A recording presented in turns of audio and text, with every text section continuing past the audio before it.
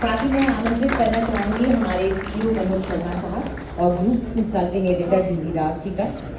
आप दोनों से अनुरोध है कि माननीय मंत्री जी का स्वागत करें और अभिवादन करें। तुलसी का पौधा देकर और बुके देकर उनका अभिवादन करें।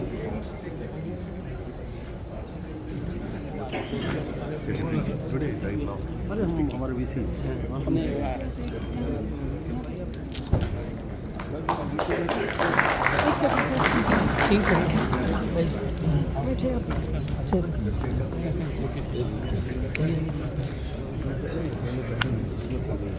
हमारे सहयोगी सईद अंसारी आप देख ही सकते हैं, आ ही गए हैं, तो आगे की चर्चा वहीं पर आगे बढ़ेगी।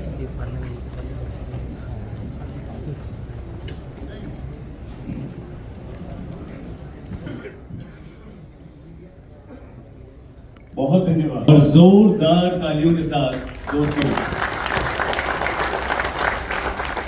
नरेंद्र सिंह तोमर जी का स्वागत कीजिए। सर सुबह से हम किसान मुद्दों पर चर्चा कर रहे हैं। एक ऐसा इंडिया टुडे ग्रुप का ये इनिशिएटिव है जिसे हम गर्व के साथ कहते हैं कि न सिर्फ भारतवर्ष बल्कि विश्व के विकसित राष्ट्रों में भी किसानों के लिए ऐसा कोई प्लेटफॉर्म नहीं है जिसकी शुरुआत हमने की है और जिसका उद्घाटन आज आपके कर कमरों से यहाँ होना है। किसान तक, किसानों के लिए, किसानों का अपना चैनल, किसानों की बातें और वो तमाम विभिन्न योजनाएं जो आप हमारे देश के किसानों के लिए बनाते हैं, उन किसानों तक पहुंचाने का एक बीड़ा हमने उठाया है, जागरूकता फैलाने का एक बीड़ा हमने उठाया है और किसान किसी भी चीज़ से अनजान न रह जाए, उसे जागरूक करने का एक हमारा प्रयास है। बहुत धन्यवाद किसान तक के इस मंच पर आपकी उपस्थिति के लिए। आज भारतवर्ष का जो किसान है तोमर जी, उसकी स्थिति, उसके अभिभावक होने के तौर पर, कृषि मंत्री के तौर पर आप कैसे देखते हैं?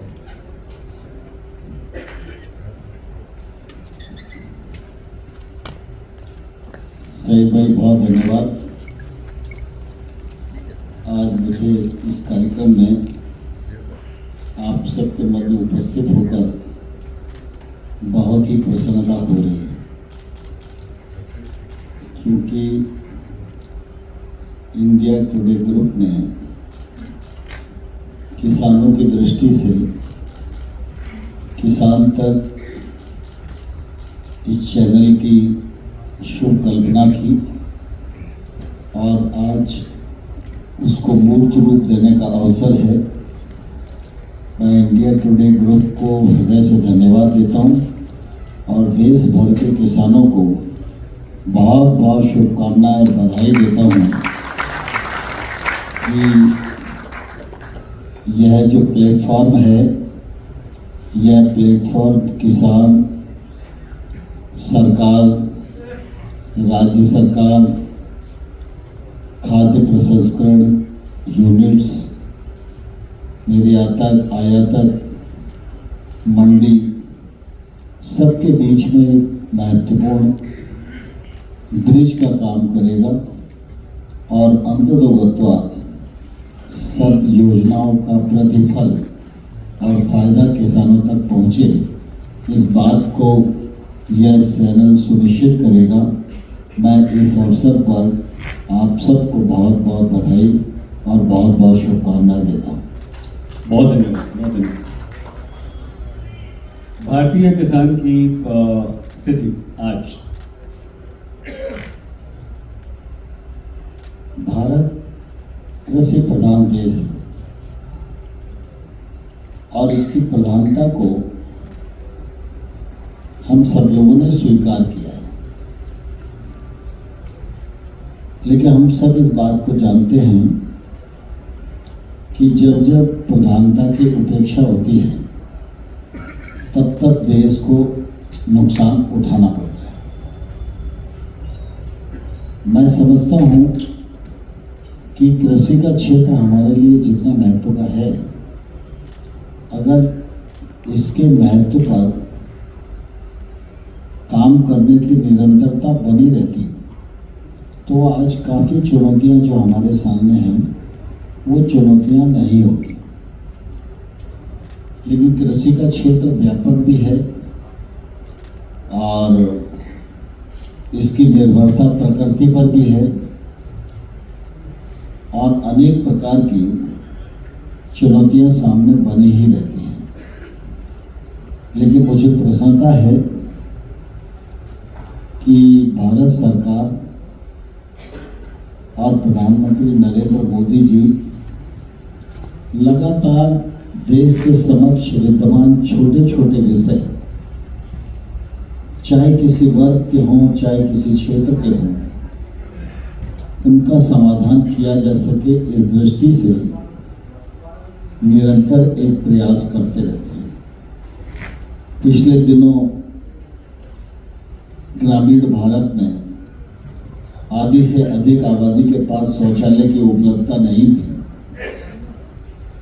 तो प्रधानमंत्री जी ने उस काम को प्राथमिकता पर लिया और आज हम कह सकते हैं कि हमारे देश के हर घर में शौचालय बन गया है और स्वच्छता का एक चरण भारत ने पूरी तरह पूरा कर लिया है। ठीक इसी प्रकार से शौचालय का उदाहरण मैंने इसलिए दिया कि छोटी बात है, आमतौर पर लोगों को लगता है छोटी बात है, और छोटी बात है तो बड़ा आदमी क्यों सोचेगा, बड़ा आदमी बड़ी बातें सोचेगा। लेकिन जब तक छोटी चीज को समावेश नहीं करेंगे तब तक हम ऊंचाई पर नहीं पहुंच सकते। और इसीलिए जब कृषि के क्षेत्र की बात, तो निश्चित रूप से हमारे देश में छोटे किसानों की संख्या 86% है। अब छोटे किसान की अपनी हैसियत निवेश करने की है नहीं, दूसरा कोई बड़ा आदमी वहाँ निवेश करने पहुँचता नहीं। लेकिन अगर छोटे किसान की ताकत नहीं बढ़ेगी तो कृषि की ताकत नहीं बढ़ेगी, और कृषि की ताकत नहीं बढ़ेगी तो भारत की जो कृषि की जीडीपी है उसकी ताकत नहीं बढ़ेगी। और अगर हम अप्रत्यक्ष रूप से देखें या प्रत्यक्ष रूप से देखें तो हमारे ध्यान में आएगा कृषि की अर्थव्यवस्था को व्यापारिक दृष्टि से कोई कैसे भी ले, लेकिन मैं ऐसा मानता हूं कि प्रासंगिक रूप से वह भारत की रीढ़ है। कोविड के समय पे भी सब लोगों ने महसूस किया, सारी अर्थव्यवस्थाएं रुक गई थी, लेकिन कृषि की अर्थव्यवस्था ने देश का पूरा साथ दिया और प्रतिकूल परिस्थितियों में भी अपनी प्रासंगिकता को सिद्ध किया। इसलिए आज जरूरत है छोटा किसान मुनाफे की खेती करे, छोटे किसान की ताकत बढ़े, और इसलिए भारत सरकार ने कृषि उत्पाद संगठन की योजना बनाई। आज देश में 10,000 FPOs बनाए जा रहे हैं। इन पर 6,865 करोड़ रुपया भारत सरकार खर्च कर रही है। कोशिश है मैदानी क्षेत्र में कम से कम 300 किसान, और पहाड़ी और नॉर्थ ईस्ट के जो क्षेत्र हैं उनमें लगभग 100 किसान इन FPOs के मेंबर बने। और जब इन FPOs से छोटे छोटे किसान जुड़ेंगे तो निश्चित रूप से वो महंगी फसलों पर जाने की तरफ विचार कर सकते हैं, वो टेक्नोलॉजी के उपयोग की तरफ विचार कर सकते हैं। एक साथ अपना जो आदान है, चाहे वो फर्टिलाइजर हो, बीज हो, पेस्टिसाइड हो, एक साथ खरीदेंगे मिलकर तो निश्चित रूप से उनको सस्ते दामों पर उपलब्ध होगा। उपकरणों की स्वयं भी खरीद कर सकते हैं और कस्टमाइजिंग सेंटर का भी उपयोग कर सकते हैं। जब एक FPO में 300 किसान मिलकर विचारपूर्वक खेती करेंगे तो वो क्रॉप पर भी विचार करेंगे, क्रॉप के पैटर्न पर भी विचार करेंगे, क्रॉप में किस प्रकार की टेक्नोलॉजी का इस्तेमाल करना है उस पर भी विचार करेंगे। एक ही मात्रा में आदान की उपयोगिता उसमें होगी, तो स्वाभाविक रूप से जब एक क्लस्टर का उत्पादन होगा तो उस उत्पादन की गुणवत्ता भी अच्छी होगी, और उस उत्पादन को FPO मिलकर इसलिए बेच सकता है कि 300 किसान के मिलकर जो उत्पाद का वॉल्यूम होगा वो वॉल्यूम उसकी सौदेबाजी की ताकत बढ़ाएगा और निश्चित रूप से उसके कारण वो किसान अच्छा दाम भी ले पाने में सफल होगा। तो इस दृष्टि से एफपीओ कार्यक्रम भी प्रारंभ किया गया है, लेकिन हम सब इस बात को भलीभांति जानते हैं कि कृषि के क्षेत्र में निजी निवेश और सुधार, इन दो चीजों की बड़ी कमी वर्षों से दिखाई दे रही है। जब देश आजाद हुआ था तो देश के जीडीपी में 50% योगदान एग्रीकल्चर का था। धीरे धीरे बाकी क्षेत्र आगे बढ़ते रहे, ये योगदान घटता गया। उसका मूल कारण है कि जो बाकी क्षेत्र हैं, चाहे वो कोई इंडस्ट्री का क्षेत्र हो, सर्विस का क्षेत्र हो, बाकी और अन्य क्षेत्र हो, सब में निजी निवेश के दरवाजे खुले रहे और समय समय पर निजी निवेश हो, इसको सरकारें सलग बनाती रही। और दूसरा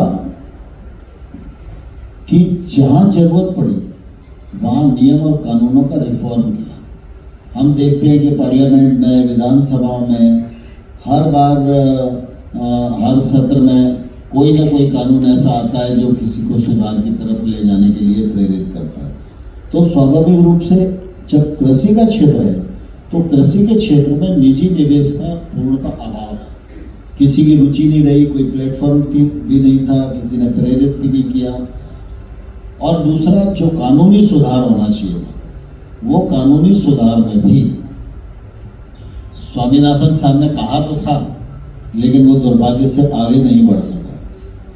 तो स्वाभाविक रूप से आज निजी निवेश हो, इसके लिए agriculture infra fund 1 lakh crore रुपए का इसका प्रावधान किया गया।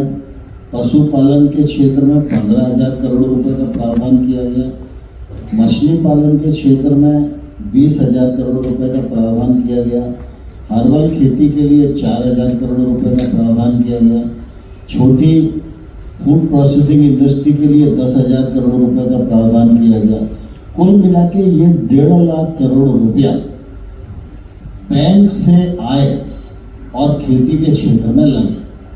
और जब 1.5 लाख रुपया बैंक से निकलकर जमीन पर आएगा तो आप ऐसा मान के चलो कि 20-25 हजार करोड़ रुपया व्यक्तियों का भी होगा जो उस पर काम करेंगे। तो मतलब 2 लाख करोड़ रुपए का निवेश।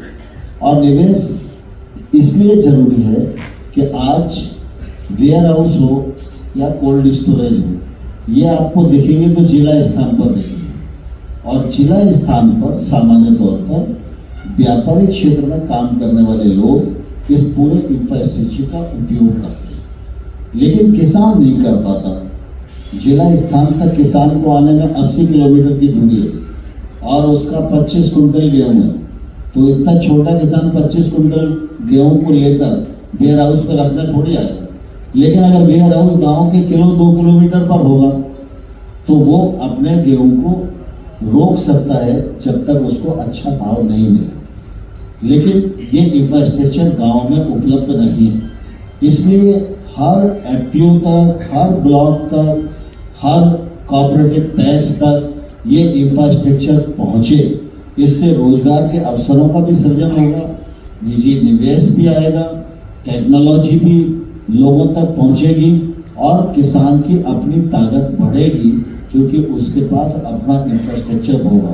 इसलिए लगभग 1.5 लाख करोड़ रुपए का इन्वेस्टमेंट ये आत्मनिर्भर पैकेज के अंतर्गत प्रावधानित किया गया है। कृषि के क्षेत्र में विभिन्न योजनाएं हैं और भिन्न भिन्न योजनाओं के माध्यम से देश भर में काम चल रहा है। आपको ध्यान में आएगा 13-14 में लगभग कृषि मंत्रालय का बजट 21,000 करोड़ रुपए होता है और आज 1,25,000 करोड़ रुपये। 60,000 करोड़ रुपया तो पीएम किसान के माध्यम से ही किसान तक पहुंच जाता है, किसान सम्मान निधि के माध्यम से। अभी तक लगभग 11.5 करोड़ किसानों को 2,40,000 करोड़ रुपए की मदद उनके अकाउंट में अभी तक इस योजना के माध्यम से की गई। मुझे ध्यान है जब वाजपेयी जी प्रधानमंत्री थे तब तक किसान को किसी भी प्रकार का लोन वोन मिलता नहीं था। कुछ थोड़ा बहुत ट्रैक्टर वैक्टर संपन्न किसान को मिल जाए, लेकिन वो भी आंकड़ा बहुत कम होता था। लेकिन छोटा किसान तो वो भी नहीं ले सकता था, साहूकारी पर ही वो निर्भर करते थे। तो उस समय वाजपेयी जी के समय की योजना बनाई गई थी और उस समय 3-4 लाख करोड़ रुपया किसान को मिले, यह सुनिश्चित किया गया था। लेकिन मुझे कहते हुए प्रसन्नता है कि आज प्राइम मिनिस्टर साहब ने आवश्यकता को देखते हुए वर्षों में बढ़ाकर इस वर्ष अगर हम देखेंगे तो अल्पकालिक ऋण के रूप में किसान के पास 20 लाख करोड़ रुपया है और ये 20 लाख करोड़ रुपया उसकी खेती में लगता है, फिर बैंक में जमा होता है, लगता है, फिर बैंक में जमा होता है। तो वो साहूकारी के लोन से भी बच रहा है। किसी किसान की जमीन ऋण के कारण बिछ नहीं रही है। इससे भी निश्चित रूप से हमारे किसान भाइयों और बहनों को छुटकारा मिला है। और मुझे कहते हुए प्रसन्नता है कि हमारे किसान जहां एक और घंघोर परिश्रम कर रहे हैं और सरकारी योजनाओं का उपयोग भी ले रहे हैं और टेक्नोलॉजी का भी उपयोग करने की ओर प्रवृत्त हो रहे हैं, वहीं हमारे कृषि वैज्ञानिकों के द्वारा जो नया नया अनुसंधान किया जा रहा है उसके परिणाम स्वरूप भी निश्चित रूप से हमारे यहाँ उत्पादन और उत्पादकता दोनों बढ़ रही है। बीते हुए दिनों में निश्चित रूप से बिजली की उपलब्धता बढ़ी है, इसलिए सिंचाई का भी रकबा बढ़ा है और जो नहर से सिंचाई होती है उस सिंचाई की दृष्टि से भी निश्चित रूप से काफ़ी काम करने की कोशिश हुई है। इस बीच में प्रधानमंत्री नरेंद्र मोदी जी के नेतृत्व में एमएसपी को भी 50% लागत पर मुनाफा जोड़कर घोषित करना प्रारंभ किया, तो उसके कारण भी किसान की आमदनी में बढ़ोतरी हुई है और एमएसपी का अच्छा भाव निश्चित रूप से उसे मिलना प्रारंभ हुआ है। लेकिन कृषि का क्षेत्र मैंने जैसा पूर्व में कहा चुनौतियों से भरा है। इस क्षेत्र में निरंतर काम करते रहने की आवश्यकता है और मेरी और सरकार की दोनों की ये मान्यता है, कृषि की अर्थव्यवस्था देश की मुख्य अर्थव्यवस्था है। इस अर्थव्यवस्था को निरंतर बल प्रदान करते रहना चाहिए। कृषि देश का मेरुदंड है। इस मेरुदंड को मजबूत बनाने के लिए निरंतर नित नई योजनाओं पर काम करने की भी आवश्यकता है और जो आदान के रूप में किसान की आवश्यकता है, यह आदान सस्ता हो, यह आदान सुलभ हो, इस आदान की प्रामाणिकता अच्छी हो, जिससे कि हमारे किसान के उत्पादन की भी गुणवत्ता अच्छी हो। क्योंकि आज हम सबका यह सौभाग्य है कि हिंदुस्तान मांगने वाला देश नहीं है, हिंदुस्तान दुनिया को देने वाला देश है। पिछले ही साल हम सब लोगों ने देखा कि लगभग 4 लाख करोड़ रुपए का एक्सपोर्ट कृषि उत्पादों का हुआ है, जो अब तक की सबसे अधिक वृद्धि है। और मैं समझता हूँ कि मिलेट्स ईयर 2023 का मामला हो और पौध आधारित खाद्य पदार्थों की प्रोसेसिंग और उसकी प्रतिस्पर्धा को निरंतर बढ़ने का मामला हो और हमारे उत्पादन की गुणवत्ता ऐसी रहे जिसके जो वैश्विक मानकों पर खरी उतरे, तो दुनिया में भी हमारे उत्पादन को बहुत पसंद किया जा रहा है। भारत का किसान निश्चित रूप से देश का पेट भरने में भी सक्षम है और दुनिया की आवश्यकता को भी पूर्ण करने की दिशा में वो विचार भी करता है, बढ़ भी रहा है। पिछले दिनों हम देश का भी पेट भर रहे थे और आवश्यकता जिन देशों को पड़ी उनको भी पूर्ति करने की कोशिश की। आने वाले 2050 तक जो चुनौतियां आबादी की और बाकी जलवायु के बदलते दौर की जो चुनौतियां हम सब लोगों के सामने हैं, उनको दृष्टिगत रखते हुए निश्चित रूप से और काम करते रहने की आवश्यकता है। इस मामले में सरकारें तो काम करती ही हैं, लेकिन आज एग्री स्टार्टअप्स हैं, हमारे नए जो किसान हमारे मित्र लोग अभी बैठे थे, मैं उनकी चर्चा को सुन रहा था। मैं निश्चित रूप से उन्हें देखकर बहुत प्रसन्नता का अनुभव कर रहा था कि इसी प्रकार की जो सफलता की कहानियां हैं यही किसानों को सदमार्ग पर प्रेरित करेंगी और किसान खुशहाल हो। ये हम सबका लक्ष्य है और इस लक्ष्य को प्राप्त करने की दिशा में हम सब लोगों को बढ़ने की आवश्यकता है। तो बच्ची कहीं ऐसा तो नहीं कि 14-15% वाला किसान जो समृद्ध है, जो पैसे वाला है, और 85-86% वो किसान जो कमज़ोर है, जिसे बढ़ाने का प्रयास कर रहे हैं, उनके बीच में टकराव हो रहा है? तो देखिए, मैं समझता हूँ दोनों के बीच में कोई टकराव का सवाल नहीं है, लेकिन कुल मिला के ये जरूर है कि हमारी सभी योजनाएं जिनका पात्र छोटा किसान है, उन सब योजनाओं का लाभ उस तक पहुँचे और हमारी नज़र में वो रहे और हम उसको प्राथमिकता दें, तो उसकी ताकत बढ़ेगी और वो देश के विकास में और कृषि के विकास में अपना योगदान कर सकेगा। और आज भी हम अगर देखें तो निश्चित रूप से यह सच है कि 14-15 बहुत बड़ा किसान है, लेकिन अगर उत्पादन में देखें तो छोटे किसान का ही उत्पादन मिलकर खाद्यान्न का कुल उत्पादन होता है। सिर्फ बड़े किसान का इतना उत्पादन नहीं है जिससे कि काम हमारा चल सके। एक लक्ष्य प्रधानमंत्री नरेंद्र मोदी ने 5 ट्रिलियन अर्थव्यवस्था या इकोनॉमी का रखा। किसान आपकी दृष्टि में उसका बेस किस तरह से बन सकता है? जैसा मैंने पूर्व में कहा कि कुल मिला के कृषि की अर्थव्यवस्था ये भारत के लिए महत्वपूर्ण और प्रतिकूल परिस्थितियों में भी इस अर्थव्यवस्था ने आरंभ से लेकर अब तक लगातार भारत को अपने पैरों पर खड़ा करने के लिए ताकत दी है।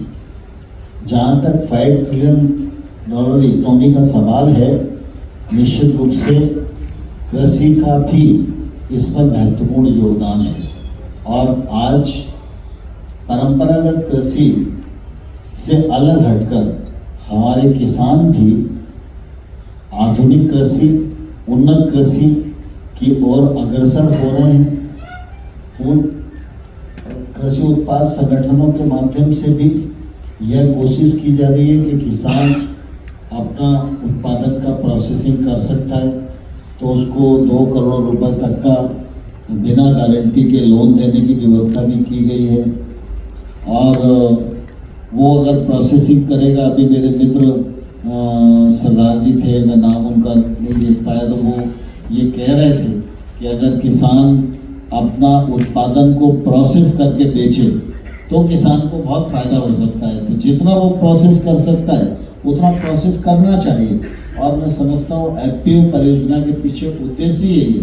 लेकिन इसके अलावा भी बहुत सारे काम ऐसे हैं जिन कामों के माध्यम से निश्चित रूप से किसान की ताकत बढ़ सकती है और बढ़ रही है और आने वाले कल में $5 ट्रिलियन की जो इकोनॉमी है उसमें भारत की किसानी का महत्वपूर्ण योगदान होने वाला है।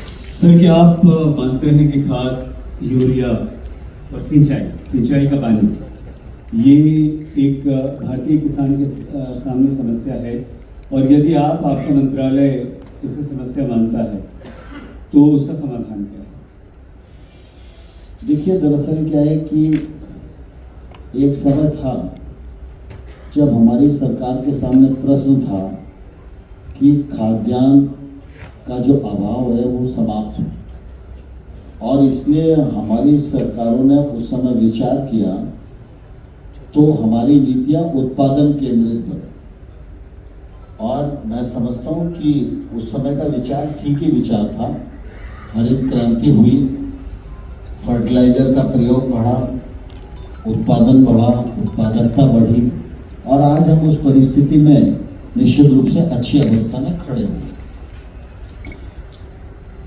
जो केमिकल फर्टिलाइजर है, केमिकल फर्टिलाइजर की अपनी खूबियां भी हैं, जिस खूबी का फायदा हमने भी उठाया है, देश ने भी उठाया है, लेकिन कुछ प्रतिकूलताएं हैं।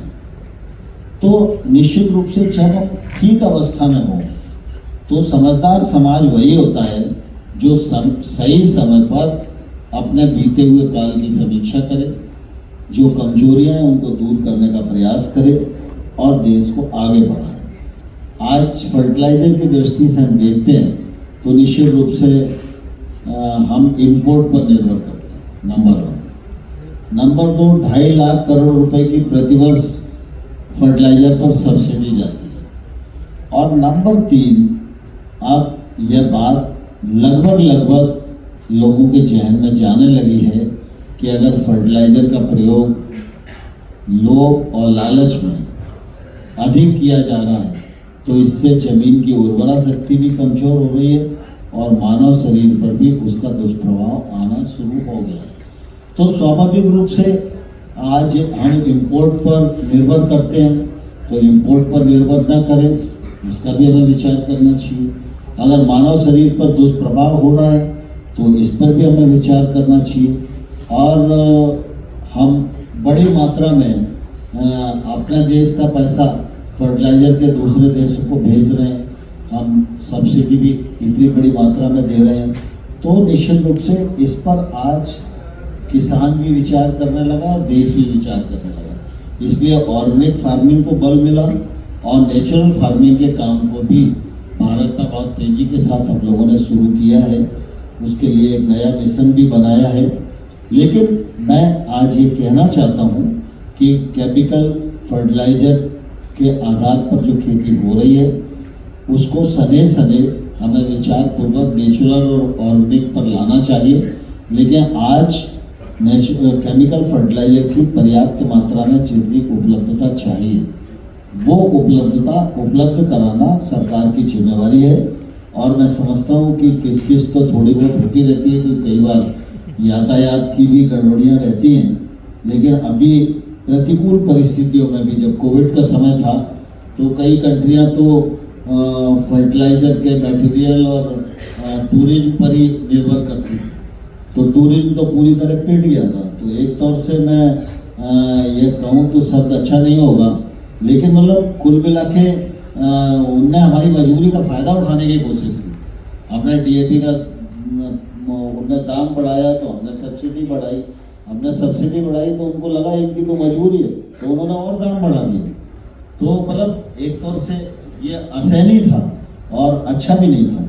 तो कुल मिला के क्या है कि जिन चीज़ों पर हम इम्पोर्ट पर निर्भर कर रहे हैं उनमें हम आत्मनिर्भर कैसे हों, इस पर निश्चित रूप से विचार करने की आवश्यकता है। लेकिन फर्टिलाइजर हो और बाकी जितने प्रकार के आदान हैं उनमें किसी भी प्रकार की कोई कमी न तो देश में है, न आने वाले कल में किसानों को होने दी जाएगी। पर्याप्त मात्रा में फर्टिलाइजर की उपलब्धता और उसके लिए जितना MOU कंट्रियों से हो सकते हैं वो करके रखे हुए हैं और किसानों को फर्टिलाइजर में 1 रुपया भी अधिक न देना पड़े। उनको यूरिया की बोरी 266 भी मिले, सब्सिडी कितनी भी बढ़ाना पड़े, इसके लिए प्राइम मिनिस्टर मोदी जी हमेशा किसानों के प्रति समर्पित रहते हैं। और मैं समझता हूँ कि इस दिशा में आज लोगों ने सोचना प्रारंभ किया है। तो धीरे धीरे हम समय रहते अपनी अच्छी आदतों पर आ जाए। वेयर हाउस और मंडी, 2 का आपने उल्लेख किया अपने संबोधन में। आपको लगता है कि ये किसानों के लिए बहुत महत्वपूर्ण है और किसान के जितना नज़दीक पहुंच जाए उतना अच्छा होता है, इसके लिए आपका मंत्रालय किस तरह के प्रयास करें? नहीं, मैंने जैसे पूर्व में बताया ना कि एग्रीकल्चर इंफ्रास्ट्रक्चर, वेयर हाउस हो, कोल्ड स्टोरेज हो, सॉर्टिंग ग्रेडिंग मशीनें हों, ये सब प्रकार के जो इंफ्रा की आवश्यकता ग्रामीण क्षेत्र में किसान के लिए आवश्यक है वो बड़े जिला या बड़ी मंडी के स्थान पर ही उपलब्ध है। गांव में वेयर हाउस आमतौर पर नहीं होता और अगर गांव में अधोसंरचना नहीं होगी तो किसान उसका उपयोग नहीं कर पाएगा। इसलिए एग्रीकल्चर इंफ्रा फंड के माध्यम से यह कोशिश की जा रही है कि प्रत्येक टैक्स पर वेयर हाउस हो। अगर वहाँ ऐसी फसलें हैं कि कोल्ड स्टोरेज की आवश्यकता है तो वहाँ कोल्ड स्टोरेज भी हो और अन्य इंफ्रास्ट्रक्चर की आवश्यकता है तो उसकी पूर्ति भी हो। इसके लिए सरकार शिद्दत से प्रयास कर रही है अभी 1 लाख करोड़ में से अब लोग 14,000 करोड़ रुपए की स्वीकृतियाँ विभिन्न राज्यों के ग्रामों को दे चुके हैं। और हमने ये भी प्रावधान किया है, आय के स्रोत बढ़ाना चाहिए और मंडियों को भी इस इंफ्रास्ट्रक्चर का फायदा मिले और मंडियां भी अपने परिक्षेत्र में कम से कम 25 स्थानों पर, लेकिन वो इंफ्रास्ट्रक्चर डेवलप करें तो ये एग्रीकल्चर इंफ्रास्ट्रक्चर फंड का उनको लाभ मिल सकता है, ब्याज की सब्सिडी भी मिल सकती है और ये मैं समझता हूँ मंडियों की ओर से किसानों की बड़ी सेवा हो। ये अंतिम 2 प्रश्न हैं। एक प्रश्न जो किसान भाई बैठे हैं उनकी तरफ से आया है सर आपके लिए कि शुगर केन एक्ट के अंतर्गत गन्ना भुगतान न होने के कारण एक्ट को लागू क्यों नहीं किया जाता? देखिए, सामान्य तौर पर कानून बनाया इसलिए जाता है कि उसका लाभ दोनों पक्षों को मिले और दोनों पक्ष संतुलित रूप से काम कर सके।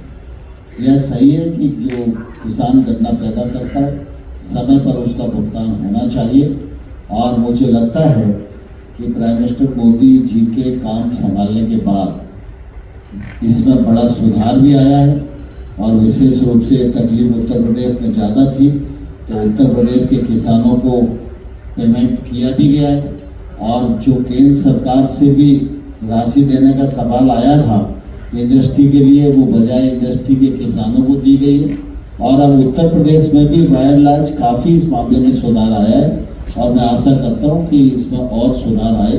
निरंतर काम करते रहने की जरूरत है। किसान तक के माध्यम से आप देश भर के किसानों को क्या संदेश देना चाहिए? आप प्लीज 20 मिनट। मैं किसानों को इस अवसर पर यही कहना चाहता हूँ कि कुल मिला के केंद्र सरकार हो या राज्य सरकार हो वो लगातार किसानों के लिए काम करती रहती है, लेकिन हमारी कोशिश होना चाहिए कि हम योजनाओं की जानकारी लें और योजनाओं का लाभ उठाएं जिससे अपनी ताकत भी बढ़ाएं, अपनी आमदनी भी बढ़ाएं और देश के विकास में भी योगदान करें। और मैं समझता हूं कि इस उद्देश्य की पूर्ति के लिए ये किसान तक एक निश्चित रूप से बड़े प्लेटफॉर्म के रूप में साबित होगा। यही इस अवसर पर आपके माध्यम से अनुरोध करना चाहता हूँ। आप किसान तक पर आए और आपने समय निकाला, इसके लिए पूरे इंडिया टुडे परिवार और किसान तक की तरफ से नरेंद्र सिंह तोमर जी आपका बहुत बहुत धन्यवाद। आपका बहुत बहुत धन्यवाद और सभी को बहुत बहुत धन्यवाद, बधाइयाँ।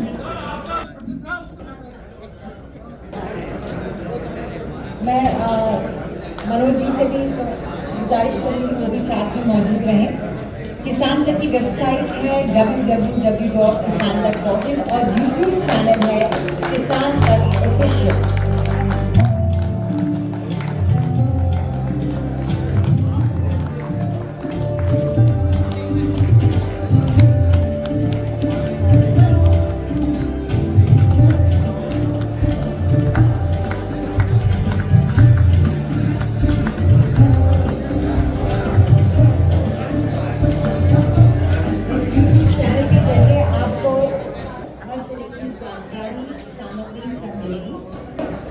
इसके बारे में आप क्या सोचते हैं, हमें अपने सुझाव भी दें। मैं आप सबसे गुजारिश करूँगी कि